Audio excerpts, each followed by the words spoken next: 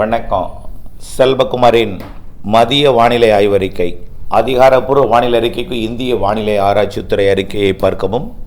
2025 December 25 வியாழக்கிழமை மதிய ஆய்வறிக்கை. வானிலை அமைப்பு: காற்று சுழற்சி சுமத்திர அத்திவருகே நீடித்து கொண்டிருக்கிறது. மிக மெல்ல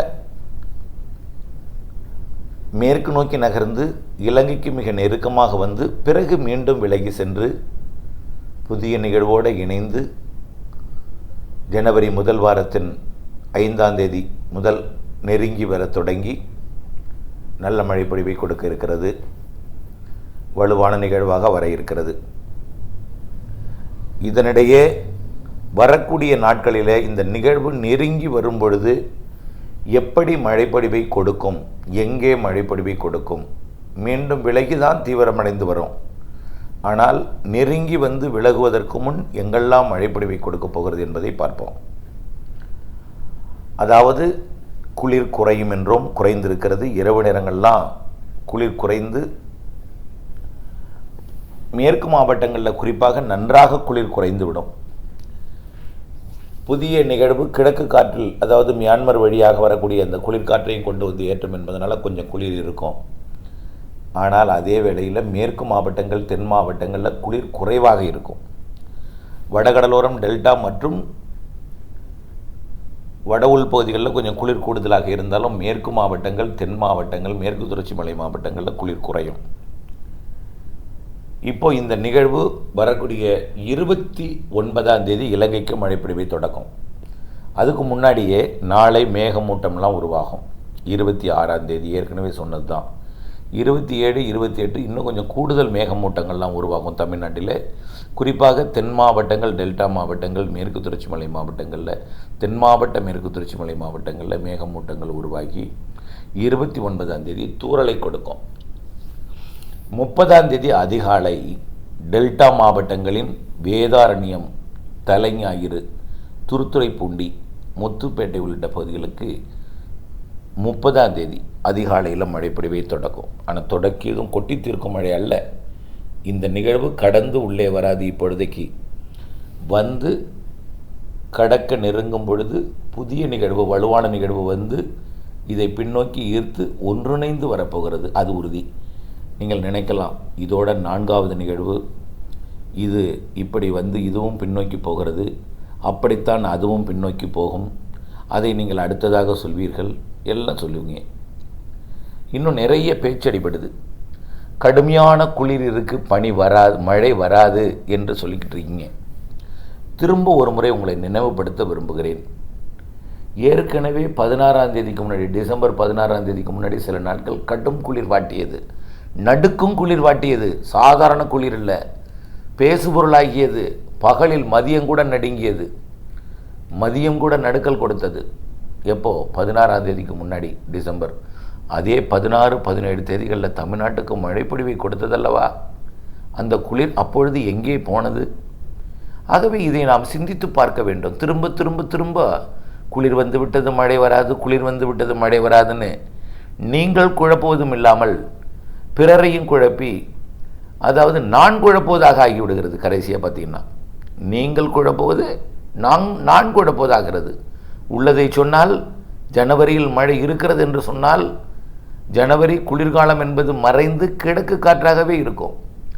பொறுத்திருந்து பாருங்கள், இப்பொழுது புரியாது. ஒரு நிகழ்வு வந்தே உங்களுடைய குளங்களை நிரப்புவதற்கு வாய்ப்பு இருக்கிறது. என்ன சார் வாய்ப்பு, அப்போ நிரப்பாதா அப்படின்னு கேட்பீங்க. நான் ஒன்று சொன்னேன்னு வச்சிங்களேன், அதையே பிடிச்சிக்கிட்டு வம்புக்கு வர்றீங்க. நேற்று எனக்கு உறக்கம் தொலைத்த ஒரு நபர் கோபிச்செட்டிப்பாளையத்திலிருந்து வந்தார்.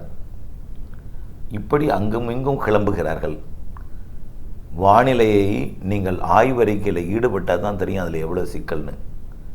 யாரோ சொல்கிறார்கள் என்று நீங்கள் குழம்பிக் கொண்டிருப்பது வேதனை அளிக்கிறது. கண்டிப்பாக நம்பிக்கையுடன் இருக்கலாம். ஜனவரியில் நல்ல மழை காத்திருக்கிறது. இப்பொழுது சொன்னால் குளிர், மழை வராது, சும்மா அள்ளி விட்டுட்டுருக்கீங்க, சும்மா பீதியை கிளப்புறீங்க, இதெல்லாம் சொல்கிறீங்க. யார் சொல்கிறது? இந்த மக்காச்சோளை அறுவடை பண்ணுறவங்க பீதியை கிளப்புறதா சொல்கிறாங்க என்ன. அப்புறம் பனிக்கடலை சாகுபடி செய்கிறவங்களுக்கு என்ன சார் பீதியை கிளப்புறீங்கிறீங்க. ஏன்னா அவர்களுக்கு பனிக்கடலை பனியில் தான் வளரும், அதாவது கொண்டக்கடலை, அதுக்கு மழையே கூடாது. அப்போ மழை வந்தால் பாதிப்பு ஏற்படுத்தும். அதே போல் மக்காச்சோள அறுவடை பாதிப்பு ஏற்படுத்தணும்னு பயப்பட்டு என்ன கோபப்படுத்துறீங்க. என்ன போலின் அப்படிங்கிற மாதிரி அச்சப்படுத்துவதாக நீங்கள் சொல்கிறீங்க. அதே போல் நிலக்கடலை விதைக்கிறவங்களும் அச்சப்படுத்துவதாக சொல்கிறீங்க. ஆனால் இன்னும் ஒரு பெருங்கூட்டம் இருக்குது. குளம் நிரம்பும் என்று சொன்னீங்களே, குரல் நிரம்புன்னு சொன்னீங்களே, நிரம்பாதா? எப்பொழுது நிரம்பும்? பாட்டுறாங்க போட்டு. என்ன தாங்க முடியாத எல்லா ஃபோனையும் ஆஃப் பண்ணிட்டோம். ஒரு ஃபோன் இருக்குது, அதில் வந்துட்டு இருக்கு பாருங்கள் ஃபோனு, தாங்க முடியலை, வாட்டுறீங்க போட்டு. நான் குளம் நிரம்பும்னு சொன்னால் 3 பேர் சண்டைக்கு வர்றீங்க. யார்? பனிக்கடலை, நிலக்கடலை, மக்காச்சோள அறுவடை. இதில் நிறைய பேர் வட மாவட்டங்களில் அறுவடை வேறு வச்சுருக்கீங்க. எங்களுக்கு மழை தேவைப்படுது சார், ஆனால் இப்போ அறுவடை வந்துடுச்சு சார், இப்போ வேண்டாம். எனக்கு குளம் நிரம்பணும்னு தேவைப்பட்டது சார், இப்போ அறுவடை வந்துடுச்சு, இப்போ வேண்டாம் அப்படின்னு உள்ளதையும் நான் சொல்லித்தான் ஆகணும். இந்த மாத இறுதியில் எங்கே மழை பெய்யும் பார்த்தீங்கன்னா 30, 31, ஜனவரி 1 இந்த 3 நாள் தான் இந்த நிகழ்வு மழைப்பொழிவை கொடுத்து விலகும். அதில் இலங்கைக்கு மிக மழைப்பொழிவு உண்டு. மீண்டும் ஒரு அச்சுறுத்தும் பாதிக்கும் மழை. அதை பாதிக்கணும், ரொம்ப பாதிப்பு இல்லை, நிலச்சரிவு வெடித்திருந்த இடத்துல நிலச்சரிவு ஏற்படுத்தும். அணைகளிலிருந்து நீர் திறப்பதற்கு, கூடுதல் நீர் திறப்பதற்கு வாய்ப்பை ஏற்படுத்தும். இது இலங்கைக்கு. தமிழ்நாட்டுக்கு டெல்டா மாவட்டங்களுக்கு 30ஆம் தேதி ஆங்காங்கே தொடங்கும் மழை. குறிப்பாக தெற்கு டெல்டாவில் தான் உறுதியாக தெரியுது. சார் அப்போ என்ன மயிலாடுதுறை பெய்யாதான்? என்ன சார் மாத இறுதியில் மழை பெய்யுன்னு சொல்லிட்டு மறுபடியும் கலட்டிட்டு போகிறீங்க? கலட்டிட்டு போகல சார், கொஞ்சம் தாமதமாக வரலாம் அப்படின்னு தான் நான் சொல்லிகிட்டு இருக்கோம். வானிலை அப்டேட்ஸோடு இணைந்திருந்து தான் வானிலை அறிக்கை செய்யணும். வானிலை மாறுதலுக்கு உட்பட்டது, வருவதை தான் சொல்ல முடியும். மாத இறுதியில் சற்று தாமதமாக கூட வரலான்னு தான் சொல்லியிருக்கோம். கண்டிப்பாக பெய்ய வேண்டிய மழை பெய்தே தீரும், ஆனால் தாமதமாக பெய்யும். அதுக்கு தான் நம்ம சொல்லணும். ஏற்கனவே மயிலாடுதுறை மாவட்டத்தில், நாகப்பட்டினம் மாவட்டத்தில் பயிர்கள்லாம் மூழ்கி இருந்துச்சு, அப்படியே கடலுக்கு திறந்து விட்டீங்க. இப்போது தண்ணியில்னு என்ன சார்ட்டு என்ன போட்டு வாட்டுறீங்க?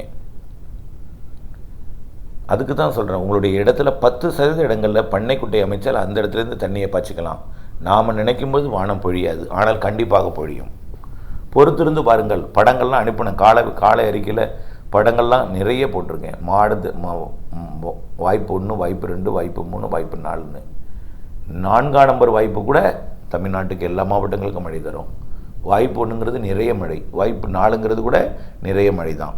அது எந்த ரூபத்தில், எந்த எப்படி எந்த இடத்துல அது புகுந்தாலும், அதாவது கன்னியாகுமரி வழியாக போனாலும் அல்லது தென் மாவட்டங்கள் ஊடாக புகுந்தாலும் என்னது நகர்ந்தாலும், இப்படி எங்கே போனாலும் அது மழைப்பொழிவை கொடுக்காமல் போகாது.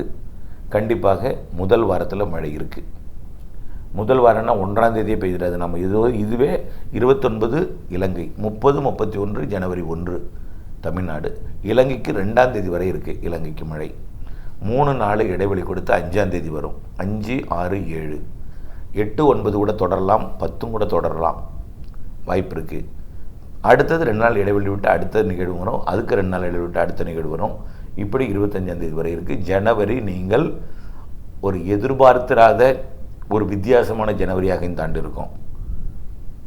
கண்டிப்பாக நிகழ்வு சற்று என்ன சொன்னது, ஒரு உயரம் குறைந்த தட்டையான ஒரு வலுவான நிகழ்வாக தமிழ்நாட்டின் ஆந்திர எல்லையோர மாவட்டங்கள் வரைக்கும், ஆந்திர கடலோரத்துக்கு கூட, தெற்கு கர்நாடகா, தெற்கு ஆந்திரா, தமிழ்நாடு எல்லாமே மழைப்பொழிவை கொடுக்கும்.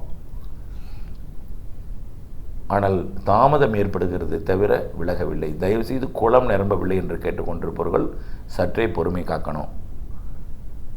அதே போல் அச்சுறுத்தும் வானிலை என்று நீங்கள் நினைப்பவர்கள், உண்மையைத்தான் சொல்கிறேன், இந்த மாதம் 29க்கு பிறகு 30, 31 மற்றும் ஜனவரி 1 இந்த 3 நாளும் தென் மாவட்டங்கள், தென் மாவட்ட மேற்கு தொடர்ச்சி மலை, கோயம்புத்தூர், திருப்பூர், ஈரோடு உள்ளிட்ட பகுதிகளுக்கு கூட மழை வாய்ப்பு இருக்குது.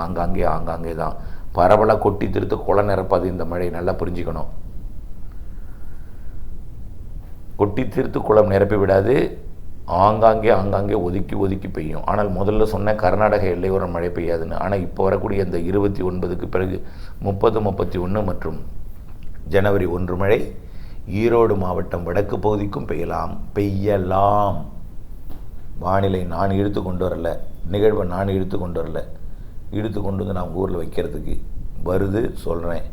அப்படி இப்படி லைட்டாக ஒரு பெண்டு விழுந்துச்சுன்னா, ஒரு கோணம் விழுந்துச்சுன்னா சில ஊர்களை ஒதுக்கி தான் பெய்யும். இந்த மழையே அங்கே ஏன் கடலோரம் பெய்யாமல் உள்ளே வந்து பெய்யுதுன்னா, கடலோரம் குளிராக இருக்கும், உள்ளே வெப்பமாக இருக்கும். வெப்பமான இடத்துல மேகங்கள் உருவாகும், குளிரான இடத்துல குளிராகவே இருக்கும்.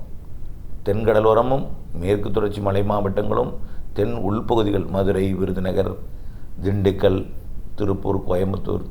ஆனால் இங்கே ஒன்று, திண்டுக்கல், திருப்பூர், கோயம்புத்தூருக்கு நல்ல மழை தெரிகிறது இந்த 30, 31, 1ஆம் தேதி. சார் 30ஆம் தேதி பொழுது விடிந்ததும் வந்துடாது, அங்கே நல்லா புரிஞ்சுக்கணும். 30 ஆகிட்டே மழையை காணுமேன்னு சொல்லி அந்த இடத்துல திட்ட ஆரம்பிச்சிருவீங்க, மந்திரம் பண்ண ஆரம்பிச்சிருவீங்க. உங்களோட பணிகள் எனக்கு தெரியும். 30ஆம் தேதி பொழுது விடிந்ததும் வந்துடாது. 1ஆம் தேதி மதியம் வரை பொறுமை காக்கணும். 30ஆம் தேதி ஒரு இடத்துல பெய்யும், 31ஆம் தேதி ஒரு இடத்துல பெய்யும், 1ஆம் தேதி ஒரு குறிப்பிட்ட இடங்களில் பெய்யும். இந்த 3 நாளில் ஒரு நாளாவது உங்களுக்கு நல்ல மழை பொழிவை கொடுக்கும். நான் சொல்கிறது கர்நாடக எல்லையோர ஈரோடு மட்டும்தான். கிருஷ்ணகிரி, தருமபுரிக்கு அடுத்த நிகழ்வு தான் கொடுக்கும். அது போயிட்டு திரும்பி வந்து தீவிரமடைஞ்சு தான் கொடுக்கும். சென்னைக்கும் அது போல் தான், திருச்சிக்கு வடக்கே அதுமாரி தான். திண்டுக்கலுக்கும் கரூருக்குமே, திண்டுக்கல் வடக்கு பகுதி, கரூர் கூட அடுத்த நிகழ்வு தான் கொடுக்கும். ஆனால் ஈரோடு கொடுக்கும், கரூரோட மேற்கு ஓரம் கொடுக்கும், திண்டுக்கல் மாவட்டத்தோட தாராபுரத்தை ஒட்டிய பகுதிகள் கூட கொடுக்கும், திருப்பூர் மாவட்டத்தோட தாராபுரம் கூட கொடுக்கும். ஆனால் வாய்ப்பு இருக்குது. நான் வார்த்தைகளை பார்க்கணும், வாய்ப்பு இருக்குது. ஒதுக்கி தான் பெய்யும். தென் மாவட்ட மேற்கு தொடர்ச்சி மலை மேற்கு மாவட்டங்களுக்கு வாய்ப்பு கூடுதல். டெல்டா மாவட்டங்களுக்கு ஒருப்ப நம்ம வேதாரண்யம் கூட எதிர்பார்த்துட்டு இருந்தோம். ஆனால் வேதாரண்யம் எங்கே போய் பெஞ்சுது? நேராக கடலூரில் போய் பெஞ்சுது, சென்னையில் பெஞ்சுது. பிறகு பின்னோக்கி வரும்னா பின்னோக்கி வந்துச்சு. ஆனால் ரொம்ப நேரம் பெய்யல, ஆனால் பெய்தது. பிறகு தென் மாவட்டங்களில் போய் பெய்தது. இப்படி நாம் ஒரு இடத்துல எதிர்பார்ப்போம், ஆனால் இரு காற்று இணைவு வேறு இடத்துல அமையும். அந்த நிகழ்வோட சுழற்சி செட்டிங்கை பொறுத்து. ஆனால் 3 காற்று வரும். 3 காற்றில் எது குளிர்காற்று, எது வெப்பக்காற்று எங்கே இணையுமோ அந்த இடத்துல தான் மழை பொழிவை கொடுக்கும். நாம் ஏதோ அந்த அதோட விட்டத்தையோ, அது நீள்வட்டமாக இருக்குமா, வட்டமாக இருக்குமா, இதெல்லாம் நம்ம சொல்வது என்பது அந்த நேரத்தில் கணித்து சொல்ல முடியும், அந்த நேரத்தில் சொல்ல முடியும். ஆகவே ஏதேனும் இடையூறுகள் இருக்கும் பொழுது வட்டமாக இருப்பது நீள்வட்டமாக மாறும். ஆகவே நீள்வட்டமாக மாறும் பொழுது எந்த இடத்துல குளிர்காற்று வெப்பநீராக இணையதோ அங்கே தான் மழை பொழிவை கொடுக்கும். ஆனால் நிகழ்வு இருக்கிறது என்று தான் நான் சொல்ல முடியும், மழை பொழிவை தரும் என்று தான் சொல்ல முடியும். கண்டிப்பாக ஜனவரி இறுதி வரை மழை இருக்குன்னு உறுதியாக சொல்லலாம்.